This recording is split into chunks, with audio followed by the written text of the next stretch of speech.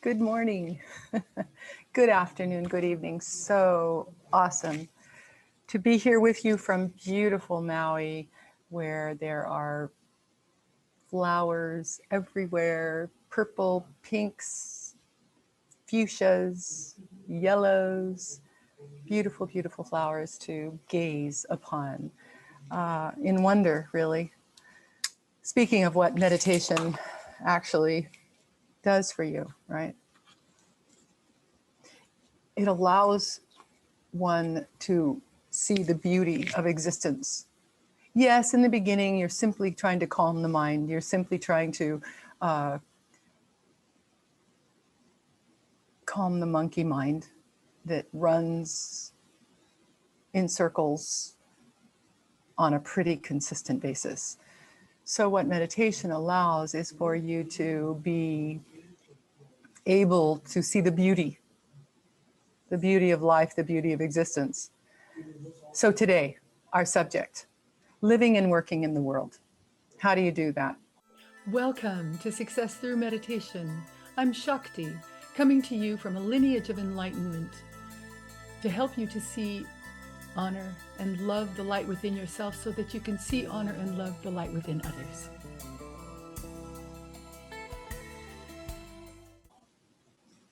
Right?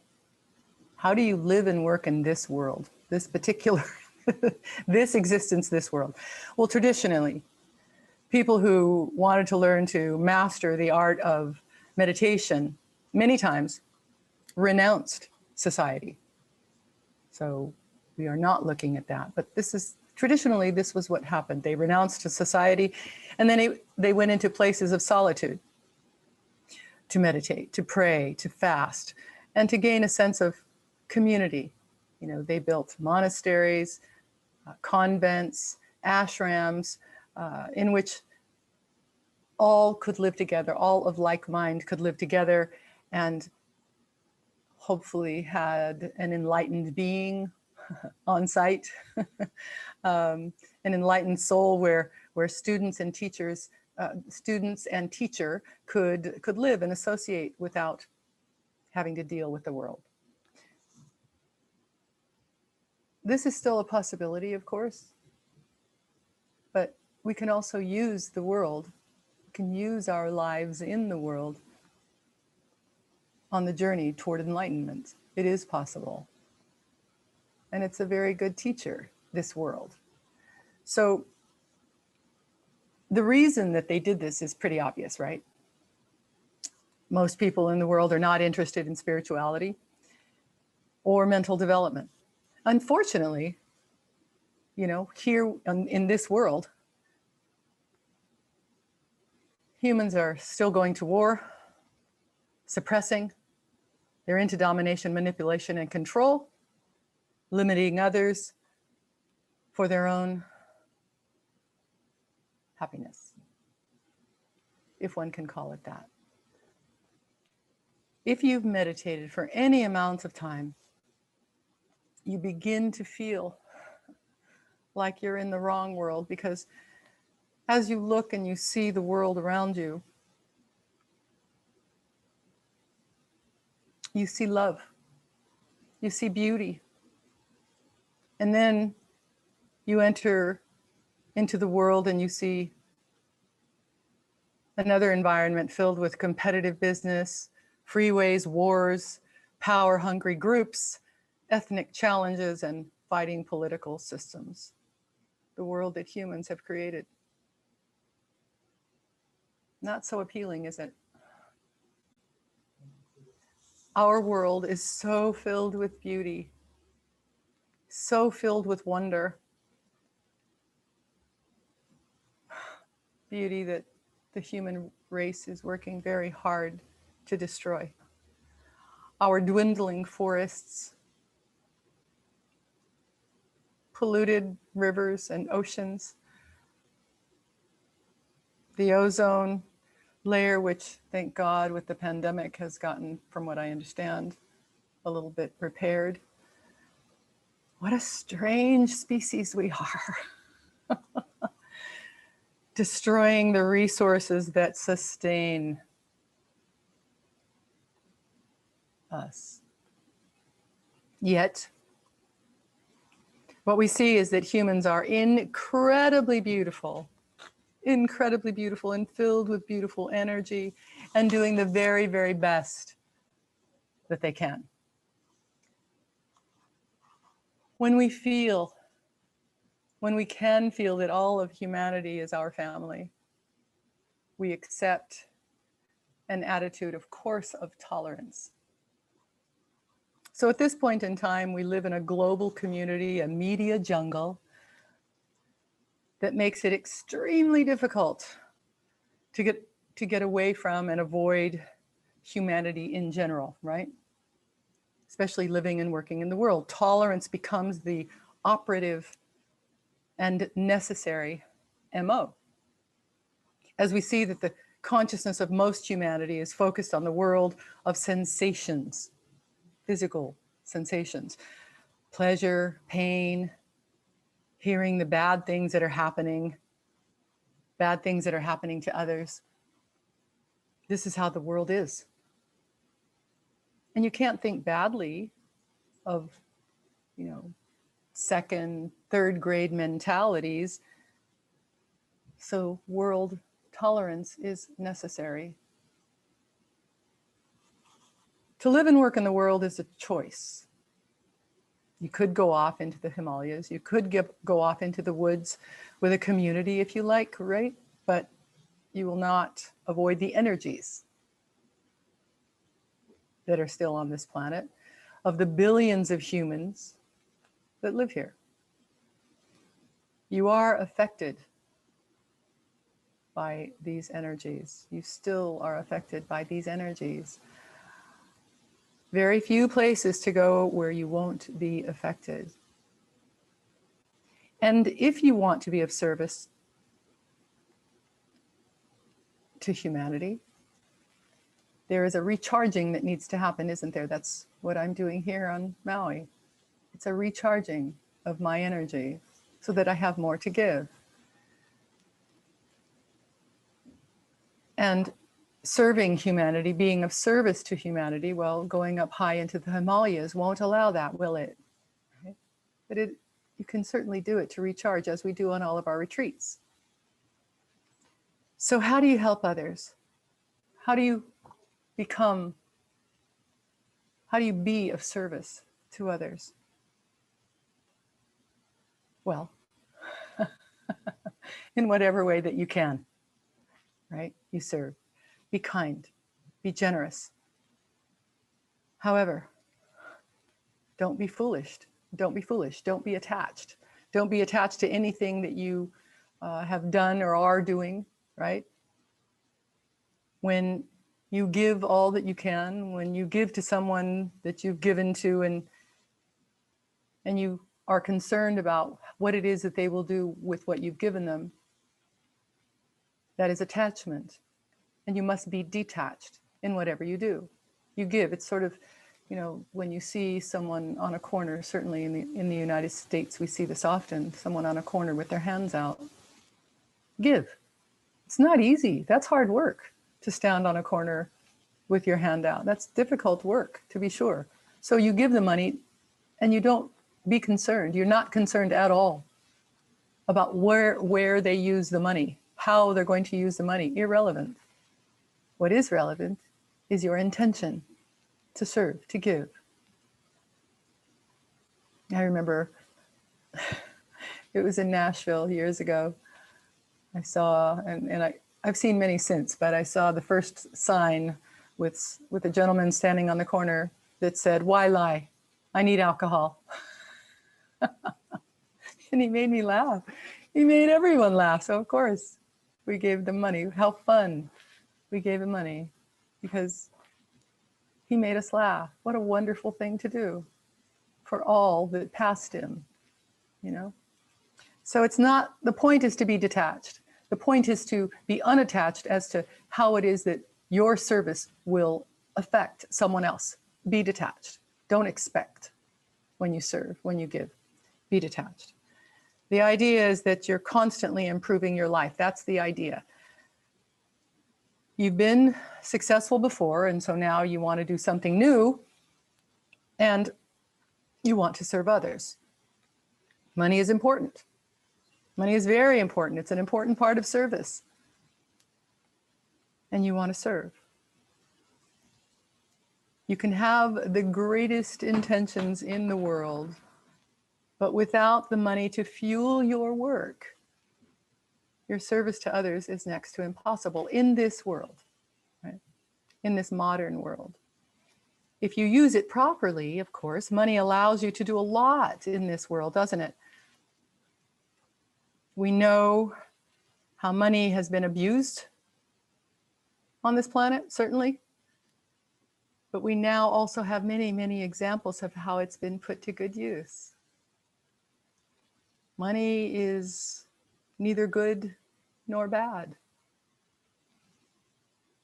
So we are neither attracted nor repulsed.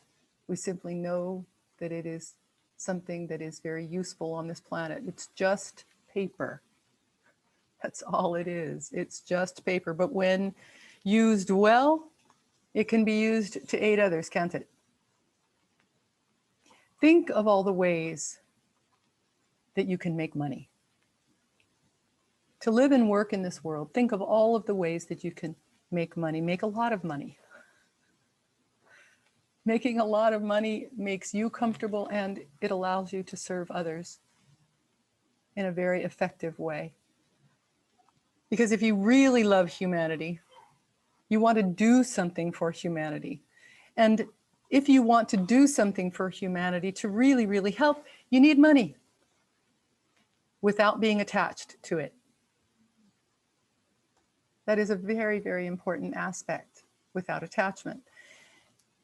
If you are truly dedicated and if you are concerned with the welfare of others, make as much money as you can. Because you can live as nicely as you can and then take the rest and give it all to a cause that you have a passion for, or a spiritual cause that you know benefits others. There is nothing higher that you can do with your money than to give it to the Dharma, to truth, in whatever way that you see that that could be beneficial to others. There is no better way to spend your money for many reasons, one of which is that when you do so, it comes back to you a bazillion to eternity fold and back. A bazillion fold, right? It's very important for those who want to serve to understand this. There is no better way to spend your money than for the Dharma. You know, my 94-year-old mother has been tithing, and yes, there are, many controversies regarding tithing and the church and religion and all of that. But here's the thing, as I spoke earlier, it's about your intention. And that is her Dharma. She has been tithing a lot of money for her entire life because that is where she feels that her money can do the most good. That's all that matters. So in whatever way that your Dharma is clarified for you, spending your money there is a good place to go. And spending it there is a wonderful place to spend your money. Because it benefits others. No matter how it is that we see things, it will benefit humanity in general when your intention is to serve in that way. That is selfless giving.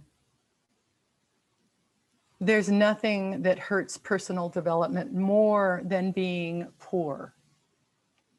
Being poor on this planet is hell on this planet. So if you're always concerned with paying the bills, if you're not living in a nice place, then it's a living hell. And you can't meditate well either when you're concerned about money. Make a lot of money. It's just a smart way to go. If your thoughts are always wrapped in money, not easy to meditate. Make as much money as you can and in a career that you love. Love what you do. Then it's not work, is it? You don't work a day in your life when you love what you do. Money buys you space. It buys you protection, independence. When you're out living and working in the world, it's best to know how to adopt a certain attitude also. To live in the work in the world with the correct attitude. Read this book, How to Win Friends and Influence People. There is no successful person on the planet, I don't think, who has not read that book. How to Win Friends and Influence People. In the business world, it's business 101. Read the book, How to Win Friends and Influence People. In the world, adopt an attitude of detachment. Don't be attached to anything that you do. Do your best, always be your impeccable best. But don't feel that you have to fit in. Be pleasant, of course. That's enough. But do blend. Because when you don't and you stick out, you draw attention, and it could be negative attention. Not an easy thing for your psyche to deal with.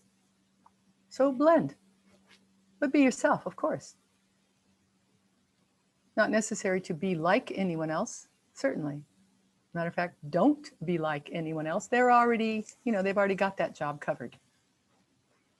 You need to cover your work, which is to be you, right? Be the best you that you can be. No one else can be that. Only you have the ability to shine as only you do. Be conscious of danger, however. Be conscious of danger, be aware, be concerned with security in this world. Don't be paranoid, not suggesting that. Don't be paranoid, but use your heightened consciousness and awareness as you meditate daily. Use your heightened consciousness and awareness to know where to go, where not to go, where to be, where not to be. Be aware. Maybe take a martial arts course or a martial arts class. Classes, as in years. Maybe learn martial arts. Always be aware of your surroundings. That's the one thing that martial arts teaches you. And in the case of karate, I know for sure because I practiced for many years. The idea is avoidance. The warrior knows how to avoid. Martial arts are a good way to go. Never assume also that people around you are like you. They are not. Never assume that someone thinks the way that you do, feels the way that you do. They don't. Use your meditative awareness to know what's around you in every moment. Participate, of course, in society. Don't not participate. Be there. Live and work in the world, right? Just don't get caught up in society. Don't get caught up in it. Make money, enough money, and make it a non-issue. It's like a good haircut. A good haircut makes your hair a non-issue, right? Losing the weight that you want to lose makes weight a non-issue. So make enough money, make it a non-issue. Have fun. Have fun with life. One of my ever constant admonitions to you. Why are you here? What is your purpose? To have fun, to have a good time, to love, to live, and mostly to have fun. Have fun with your life. Enjoy this world, to be sure. But do reserve time for some solitude. Be aware to become a success, to be the success that you want to be. Be aware. In today's meditation, we're going to be working on just that, your awareness, opening up your power, your energy, your intuition,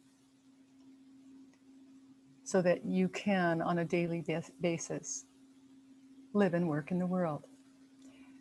For those of you who may be new to meditation, what we do is every day you get up, take a shower, or at the very least, wash your hands and face. What we're doing is we're neutralizing the energies of the night, right? Pick up things in the night. From the 8.5 billion people, We're radio receivers, really. We are receivers and transmitters. Our thoughts and energies go out into the world too. Make them high. Make your thoughts, your ideas, make them high. To alleviate suffering in this world, start there. Be happy, right? So we take a shower, or at the very least, wash our hands and face, and then we find a space in our home. Maybe set up a space, a little corner in your bedroom where only you sit and meditate. You can have a pillow on the floor or a chair. Maybe you have a table sitting in front of you with a flower, a candle flame, a yantra, which you will see on the screen in just a few moments during our meditation. A yantra is an ancient geometric design that helps you to calm your mind when you gaze, not stare, at the center, the bindu. So we gaze at the yantra, and hopefully it's a space in your home where only you sit. Make sure it's uncluttered, your body is clean, you're wearing clean, loose clothing, and you have an empty tummy, unless it's growling. Then put something in it, something small. It's sort of like going to the gym. You don't want to go to the gym with a full tummy, right? So your stomach is empty. If you need to wake up, have some tea, have some coffee, be awake. Do some yoga poses. Don't fall asleep during your meditation. That is not what I teach. I know some do. And by the way, there are many modalities in meditation. They all work. Pick one. The one that I teach teaches that you sit up nice and straight. That's another thing. Keep your back, your spinal column as straight as is comfortable for you. This allows the energy that you are generating to flow freely, right, in your subtle physical body. Your subtle physical is it's sort of, you've heard of auras, right? So the subtle physical has energy tubes, and you are generating this energy, so you want it to flow freely within the subtle physical.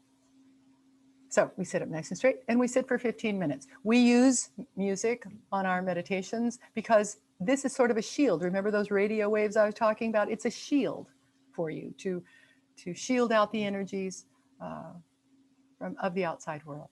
Right? Our music is infused with enlightened energy to help you to meditate more easily, more deeply.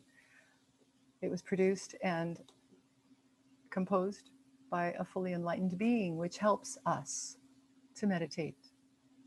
That's the idea, to make your meditation easy, not difficult, not stressed, not forced. And of course, never, ever, ever judge your meditation practice. Be kind to yourself. Be gentle with yourself. Be patient with yourself.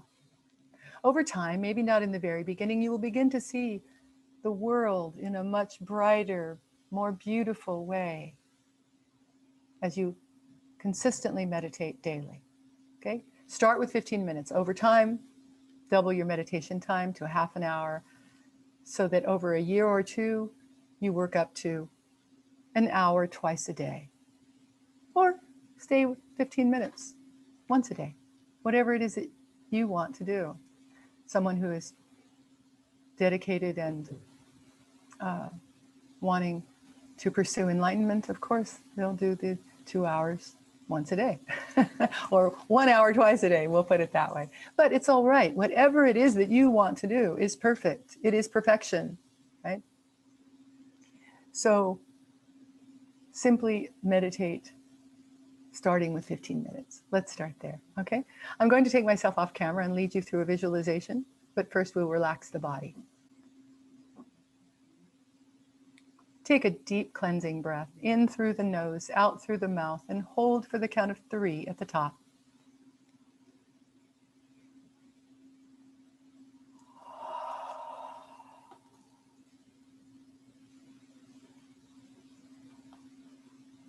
Focus all of your attention on your eyes and relax the muscles around your eyes. As you do, your facial muscles, your jaw muscles will also begin to relax. If you have any tension whatsoever in your scalp, relax your scalp. Relax your neck. Down into your shoulders.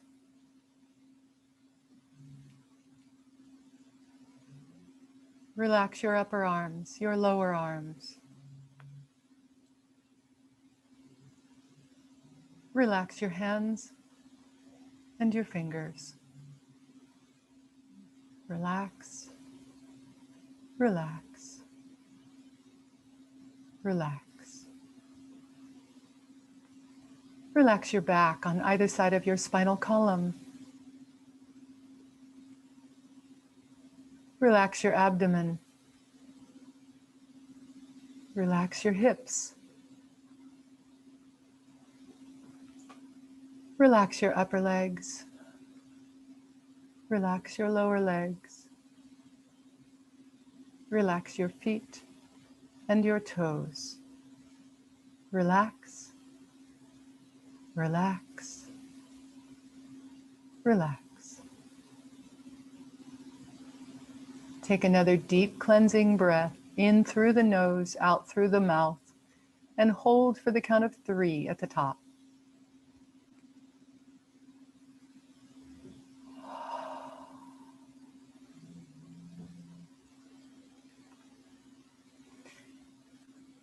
Focus all of your attention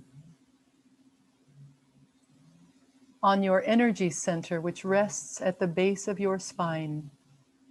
Picture this energy center as a red ball of light, where your energy rests like a coiled snake,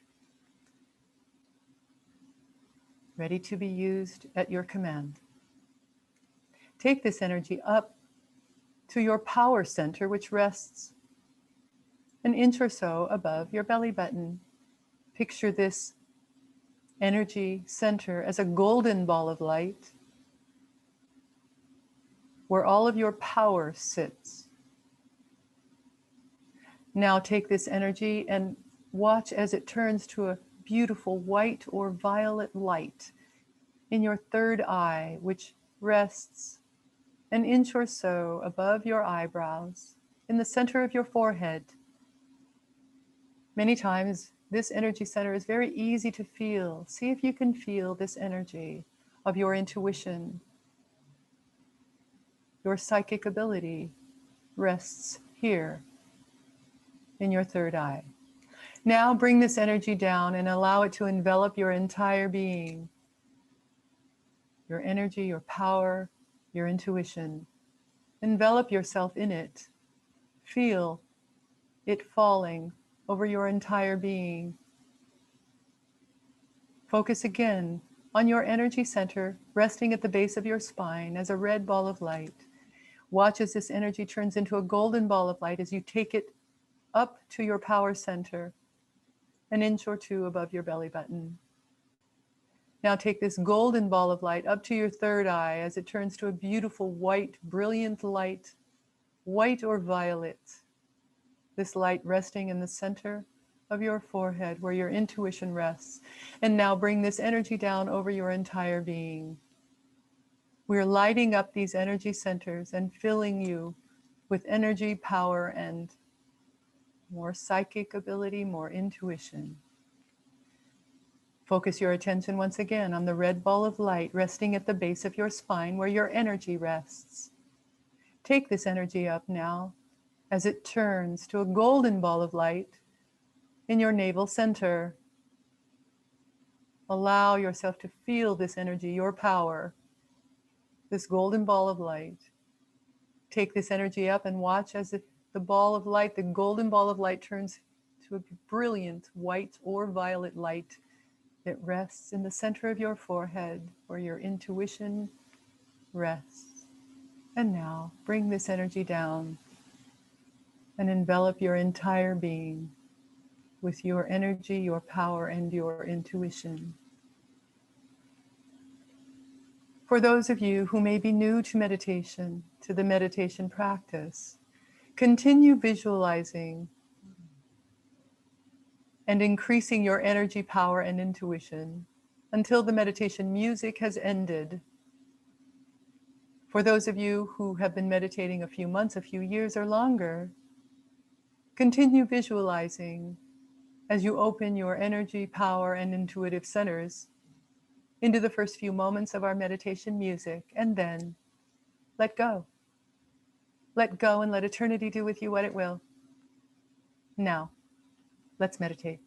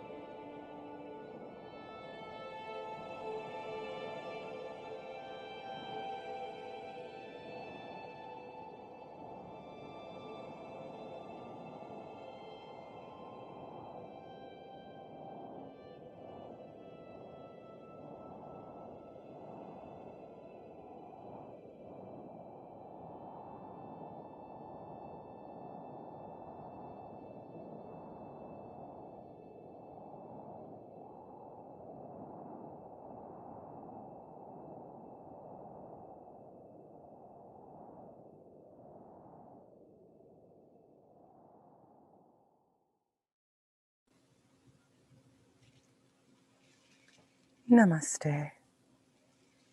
Always, always at the end of your meditation, offer up your meditation to the universe. Say thank you for the time that you have just spent in gratitude, really. Always bow. Thank you all for being here today. Before I leave you, 10 things to do. First, love someone or something more than you love yourself. I would say, before number one, love yourself. Love yourself. Learn to love yourself in all of your aspects. Good, bad, up, down, with compassion and love. Love yourself.